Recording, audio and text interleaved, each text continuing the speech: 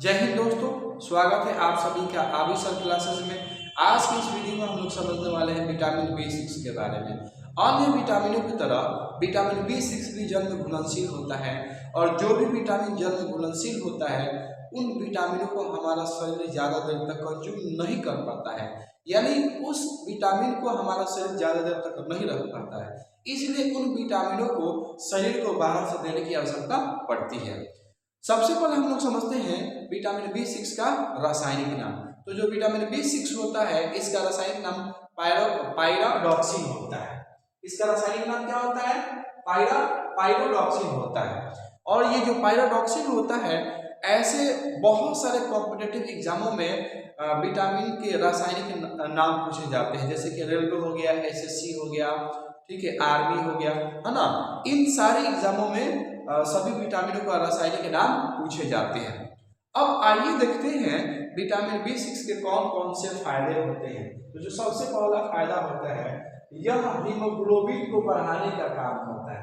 हमारे शरीर में हीमोग्लोबिन रक्त को स्वस्थ रखता है और हीमोग्लोबिन की वजह से रक्त लाल होता है और हीमोग्लोबिन को यह बढ़ाने का काम करता है, हीमोग्लोबिन को नियंत्रित करता है। हीमोग्लोबिन जो होता है रक्त में मौजूद ऑक्सीजन को शरीर के हर एक हिस्सों में पहुंचाने का काम करता है। अगला इसका काम होता है, यह शर्करा का स्तर सही बनाए रखता है। शर्करा यानी हमारे शरीर में जो चीनी होता है उस चीनी के स्तर को बनाए रखता है। अगर चीनी का स्तर ज्यादा हो जाता है तो डायबिटीज की समस्या उत्पन्न हो जाती है। इसलिए विटामिन B6 जरूरी होता है शर्करा के स्तर को बनाए रखने के लिए। इसके बाद यह खून में हीमोग्लोबिन को नियंत्रित करता है। अभी जो हमारा ब्लड होता है, ब्लड में हीमोग्लोबिन को एकदम कंट्रोल करता है, ठीक है। अगला काम होता है इसका कि यह कार्बोहाइड्रेट, वसा और प्रोटीन को भोजन से प्राप्त कराने का कार्य करता है। हम जो भी भोजन करते हैं जैसे रोटी, दाल, चावल, जो कुछ भी खाते हैं उनमें कार्बोहाइड्रेट होता है, फैट होता है, प्रोटीन होता है। तो उन कार्बोहाइड्रेट को, फैट को, प्रोटीन को हमारे शरीर में ऑब्जर्व करा देता है और जो वेस्ट मटेरियल होते हैं, बेकार पदार्थ होते हैं, उन बेकार पदार्थ को शरीर से बाहर निकालने में मदद करता है। इसका अगला काम देखते हैं। तो जो विटामिन B6 होता है रोगों को कम करने वाला एंटीबॉडीज का निर्माण करता है। हमारे शरीर में जो एंटीबॉडीज होता है ना, उसके निर्माण में बहुत मददगार साबित होता है विटामिन 6, यानी हमारे शरीर में जल्दी रोग को होने नहीं देता है। इसका अगला फंक्शन हम लोग समझते हैं, वो होता है कि तंत्रिका तंत्र तथा मेटाबॉलिज्म की क्रियाओं के लिए आवश्यक होता है। तंत्रिका तंत्र, जैसे हमारे शरीर में जो तंत्रिका तंत्र होते हैं, आपको पता है कि तंत्रिका तंत्र सूचनाओं का आदान प्रदान करने में मदद करते हैं और जो हम भोजन करते हैं उन भोजन को पचाने में, छोटे छोटे टुकड़े करने में ये विटामिन B6 बहुत ही ज्यादा मदद करता है। एक और मैं आपको इम्पोर्टेंट चीज बता दूं कि ये जो विटामिन B6 होता है होमोसिस्टीन को नियंत्रित करता है हमारे रक्त में। अब ये होमोसिस्टीन क्या होता है? तो ये एमिनो एसिड के एक तरह का प्रकार होता है। होमोसिस्टीन क्या होता है? एमिनो एसिड के एक प्रकार होता है। इसकी मात्रा अगर रक्त में ज्यादा हो जाती है तो रक्त वाहिकाओं का रोग हो जाता है, हृदय रोग हो जाता है। रक्त वाहिका का रोग क्या होता है? तो होमोसिस्टीन की मात्रा अधिक होने की वजह से जो रक्त वाहिका होते हैं उन रक्त वाहिका के चारों तरफ की जो परतें होती है उस परतों को खराब कर देता है। होमोसिस्टीन की मात्रा ज्यादा हो जाने से कोलेस्ट्रॉल बढ़ना शुरू हो जाता है और रक्त वाहिका जो होती है उसके आंतरिक परतों में जमना शुरू हो जाता है, जिससे हार्ट अटैक की समस्या उत्पन्न हो जाती है। अगर हम विटामिन B6 को फॉलेट के साथ खाते हैं तो ये होमोसिस्टीन की मात्रा को कम कर देता है, होमोसिस्टीन की मात्रा को नियंत्रित करता है, ठीक है। साथ ही साथ ये जो विटामिन B6 होता है ये ब्लड प्रेशर तथा कोलेस्ट्रॉल का स्तर सही बना रहता है। ब्लड प्रेशर यानी यह BP को नियंत्रित रखता है, BP को ना ज्यादा बढ़ने देता है और ना ही ज्यादा कम होने देता है। यानी BP अगर ज्यादा बढ़ जाए तो भी हमारे लिए नुकसानदायक है और कम हो जाए तो भी नुकसानदायक है।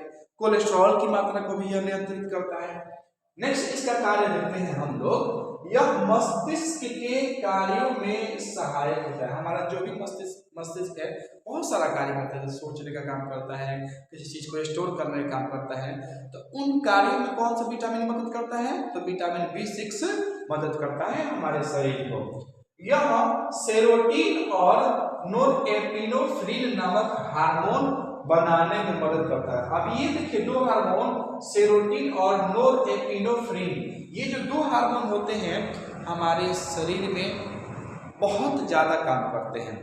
ये दोनों हार्मोन शरीर की मनोदशा, ऊर्जा और एकाग्रता को उत्पन्न करता है। कौन? ये आपका, तो ये हो गया सेरोटीन और नोरएपिनेफ्रिन। बड़े बड़े एग्जाम पूछता है कि हमारे शरीर में एकाग्रता को और ऊर्जा को, साथ ही साथ मनोदशा जिसको हम लोग मूड कहते हैं इंग्लिश में, उसको कौन उत्पन्न करता है? तो दो हार्मोन याद रखिएगा आप लोग, सेरोटीन और नोरएपिनेफ्रिन, ये दो हार्मोन आपको याद रखना है। इसका अगला काम क्या होता है? यह एनीमिया के बचाव में सहायक होता है। यस, एनीमिया से यह हमें बचाता है। कहने का मतलब कि हमारे शरीर में जो ब्लड होते हैं उनमें आरबीसी की मात्रा को नियंत्रित करता है, यानी रेड ब्लड सेल की मात्रा को नियंत्रित करता है, हीमोग्लोबिन की मात्रा को नियंत्रित करता है, जिसकी वजह से एनीमिया रोग नहीं होता है। एनीमिया रोग क्या होता है? जिसको हम लोग हिंदी में ऐसे पीलिया रोग कहते हैं, इंग्लिश में जॉन्डिस कह सकते हैं, पूरा शरीर पीला हो जाता है, यानी हीमोग्लोबिन की जो मात्रा होती है धीरे धीरे कम होने लगती है, जिसकी वजह से शरीर पीला हो जाता है, ब्लड पीला हो जाता है, और इसे हम लोग एनीमिया रोग के नाम से जानते हैं। ठीक है, अब देखते हैं विटामिन B6 की अधिकता से उत्पन्न समस्या। हम विटामिन B6 अगर हम ज्यादा ले लेते हैं, हमारे शरीर में विटामिन B6 की मात्रा अधिक हो जाती है, तो कौन कौन सी समस्या उत्पन्न होते हैं समझते हैं। सबसे पहले जो समस्या उत्पन्न होती है कि हम अपने मांसपेशियों को अपने इच्छा के अनुसार नहीं घुमा सकते हैं, अपने इच्छा के अनुसार नहीं मोड़ सकते हैं। सबसे पहली समस्या होती है विटामिन B6 की।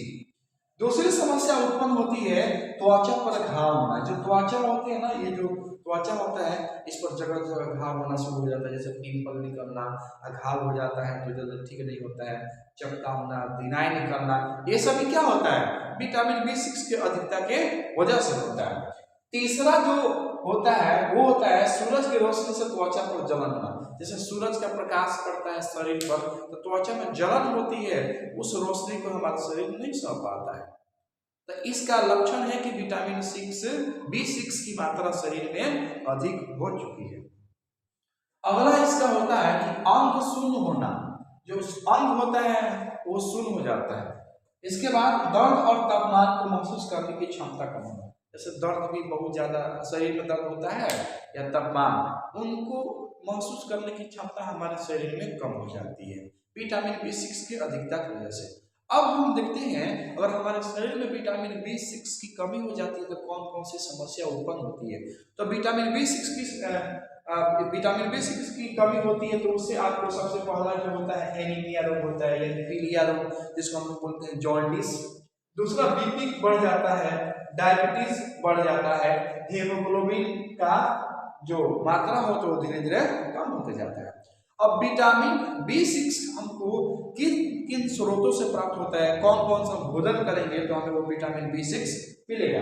तो इसमें आपको मछली, दूध, गाजर, केला, मटर, अंडा, पालक, शलजम, अगर इसमें से कोई भी चीज खाते हैं तो हमारे शरीर को विटामिन B6 प्राप्त हो जाएगा और हमारे शरीर में ये जितने भी समस्या उत्पन्न होती है विटामिन B6 के कमी की वजह से वो सारी समस्या उत्पन्न नहीं होगी।